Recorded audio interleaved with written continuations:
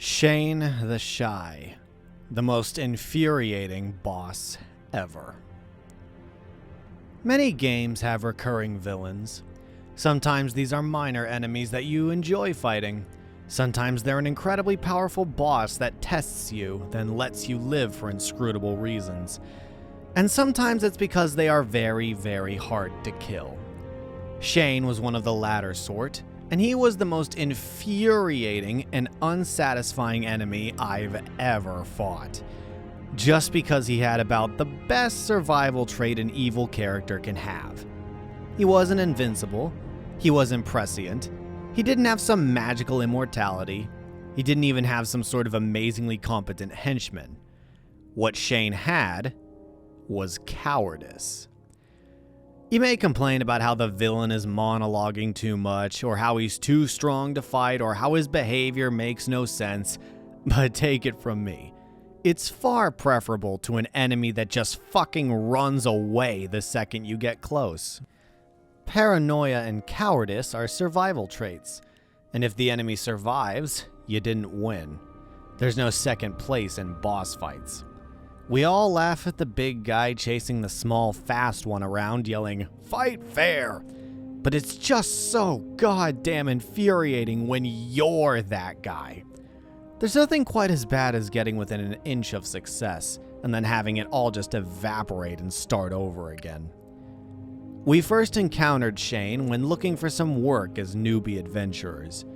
He hired us to look for some old record books in an abandoned and overrun garrison post. We went over, killed the local monsters, found the books, inspected them to make sure they weren't actually tomes of evil world-ending magic. They weren't. Then turned them in and got paid. It was a perfectly normal low-level fetch quest, and between our other adventures, he offered us more contracts almost exactly like it. We kept doing them. It was a good way to shake out our new characters, bringing Shane a steady supply of old record books, heirlooms, and art pieces. Until one day when he said he was done and left the city. A few weeks later, the entire nation devolved into a civil war centered around a bunch of dukes pushing the claim of a previously unknown heir to the kingdom. We fought in the war long enough to establish that both sides were utter assholes, and that this sort of soldiering was a lot more likely to get us killed than get us rich, then skipped off for a more stable country to hang out in. Now, we'd all been at this long enough to suspect that the documents and such that we had been gathering were the cause of the war, and a little research confirmed it. But we didn't put Shane down as anything but a procurer for the asshole dukes. He confirmed this when we met him again in the next country and offered us a job finding some magical objects while we got back on our feet. Since Shane had never screwed us on a job, we really didn't have anything against him personally. He made a pretty good case about just being a middleman and assured us that there was no way that anything we were getting for him this time could be used to start a civil war. So we took the job. Once again, we verified that we weren't fetching anything overly nefarious, then turned the stuff in and got paid. This time it was just magical artifacts used for agriculture. Between bouts of serious questing, we kept doing these little fetch missions for agricultural artifacts, until one day Shane told us that his contract was finished and he moved on again. When we came back from our mission to kill some evil wizard off in the boonies, we found the entire country was suffering from a famine due to some sort of magical invasive plant species. We helped the locals hunt down a bunch of nutty druids who were using the artifacts we found to help grow the plants and put Shane on our to-do list. We figured that 2 nation-level disasters in a row was a bit much to put down as coincidence. Innocent middleman or not, Shane was not good for the general health of the world. So when we got to the next country and Shane once again offered us a job, we went to his new office planning to interrogate and kill him. Unfortunately, the second we started to get unpleasant, he hit a panic button, jumped out the window, and ran faster away than any of us could follow. We tracked him to a mansion and made another attempt, except this time there was some pretty nasty evil goons to fight us. We fought our way through them to his rooms, where we expected some sort of monologue about his nefarious plans and a battle where he proved to be far more powerful than he looked. Instead, we found an open escape passage to the now empty stables. We weren't able to track him this time, and anyway, we had some far more serious problems to deal with, but he was on the list. As soon as everything above him on the list was taken care of, we were going to go wreck his shit. And after a few sessions, it was. So we started looking. But it's really quite hard to find someone who knows he's being hunted and isn't doing anything obviously nefarious. We could sort of track him by the chaos he caused. We got to the point where we just assumed that any plague / war / famine / magical disaster was caused by him. The problem was that he always left before everything went to shit, and nothing he did was obviously evil. Hell, all he did in one nation was start a gold rush. No one thinks of an enthusiastic prospecting firm as an evil doom cult. That is until a red dragon shows up to take ownership of the newly wealthy nation. The problem with following Shane around was that we usually wound up sorting out the current mess while he went and got started on the next.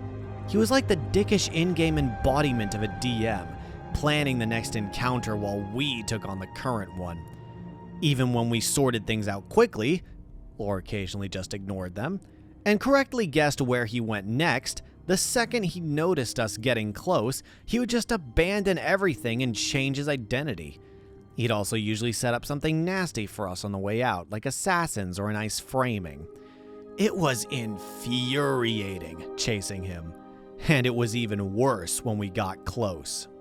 We actually caught up with him a few times, but the bastard was paranoid as hell, and always seemed to have one more escape route than we planned for, and he was retardedly fast and stealthy. After everything was over, we looked at his character sheet.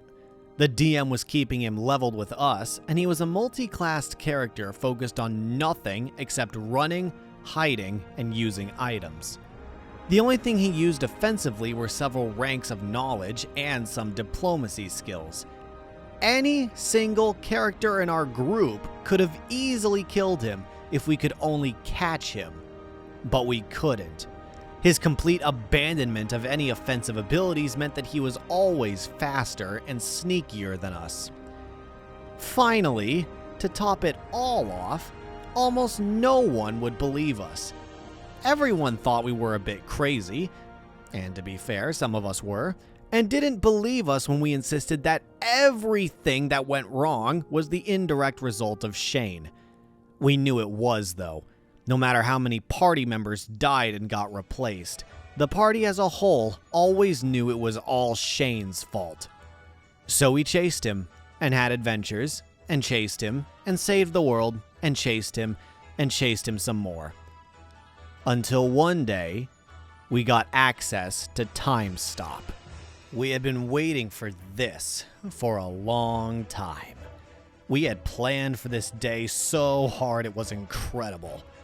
The war chest we had assembled just for killing Shane was enormous, and we used it all. We hired thieves, we hired wizards, we bribed guards, we called in every divine favor we could. We even made deals with the evil doom cults that Shane might work for. The paladin was ready to fall. The warlock was ready to repent his sins and seek redemption. The bard was ready to swear off women and wine. Whatever the hell it took to nail this slimy bastard to the wall. We tracked him down by waiting for the next disaster to strike, then ignoring it and watching all the nearby nations for low-level adventurers being hired to collect things or new businesses opening. We noticed a major city that started building more flammable industrial buildings than usual, and some adventurers collecting some weather control artifacts. We knew he was planning some sort of giant fire or something, and didn't give a shit. All we cared about was making sure it took long enough for us to catch up to him. We had middlemen hire other middlemen to hire the best thieves to follow these adventurers and figure out where Shane worked, then where he lived. Once we knew that, we got the best casters we could to feel out his magical defenses and help set us up to counter them when we went in. Sure, we could have just had everybody nuke the place into the ground, but we had to be certain he was dead, and not just hiding through a portal or something. We were going to kill him or we could see it happen and make sure it was done right. We went in through one of the escape tunnels, while our hirelings covered every other exit or entrance we could find. We snuck up to the door to his room, blew it open, and had our caster use Time Stop. Shane had almost finished reading his own scroll of Time Stop. I can't imagine the rage we would have felt if he had got off his first. I probably would have killed our DM. Our wizard dumped every magical restraint he could on him and grabbed him for good measure. Then the rest of us came through the door like El Presidente's SWAT team and dogpiled the little fucker. We stripped him of everything he wore, then scanned him for magic, then surgically removed a few things he was carrying inside of him, healed him up, then scanned him again, then hit him with an anti-magic field, then scanned him again, removed the 3 things we missed on the first pass, then hauled him out of there. We hauled him to a completely empty building outside the city, only pausing to tell our minions to kill everyone inside, strip the place entirely, then level whatever they couldn't take, and report to us at a location which we didn't plan to actually meet them at, just in case they were followed. We used divine magic to make him tell the truth, then got his entire story, along with the complete lists of all his associates and the atrocities he had facilitated. Then we made a contract with the strongest devil we could handle to keep him from ever communicating with anyone in the afterlife, and to get him raped with spiky fucking dicks every fucking second of all eternity, and killed him. God, that felt good. Then we went about dismantling everything he had ever done and wiping all records of him from existence. We didn't even leave a body to bury. We sure as hell didn't want some nutters worshipping him or trying to save him across time or something. We just wanted him gone. Forever. There was no aspect of him which we thought should be remembered. Nothing about him justified ever mentioning him again. We deleted that fucker. Made him an unperson. He didn't even have a good excuse for all the damage he caused. He was just a rich, bored sociopath. It's not like he had an evil divine mission or something. He just woke up one day and decided to dedicate his life to being a complete and utter dick to everyone. He wanted to make as much overall suffering as possible, and decided the best way to do it was to just sit there and help every little doom cult or wannabe evil overlord or rebellious noble carry out their stupid plans. He never personally killed anyone, he just arranged things. He was such a complete and utter tool that it took all the fun out of fighting him, and almost took all the fun out of killing him. Almost. After we went full Inquisition on Shane, we weren't exactly popular. No one had believed what we said about the guy before, and now that he was dead, we weren't going to bother trying to convince them.